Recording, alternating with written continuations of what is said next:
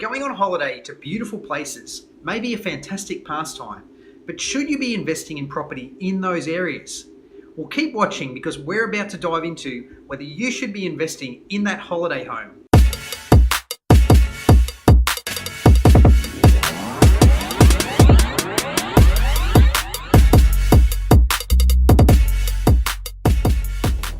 Hi everyone, it's Josh Masters here, and today I'm standing in beautiful Pearl Beach, which is on Sydney's Central Coast, about an hour and a half north of Sydney. And it's a place that my wife and I, and now my daughter and my wife and I, have been coming to for many years. And look, we love it here. And when I sit down in front of clients and we're doing strategy sessions, I often get asked the question, should I be investing in the holiday town that we go to regularly so we have a place to stay?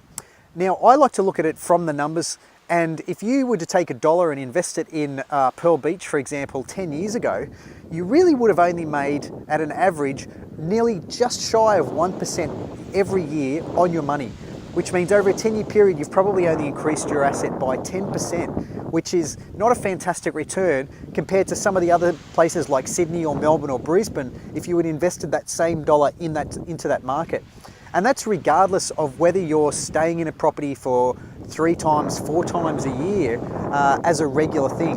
What I prefer to do is invest that single dollar, whatever that might be, into those more prosperous areas where we're getting infrastructure, we're getting growth, the vacancy rates are low, as opposed to somewhere like Pearl Beach, which has a low growth rate, and quite frankly, in the winter months, the holiday lettings can be as high as 60% on a vacancy, which is not something that I'd like to sit on if I'm paying a mortgage on that property.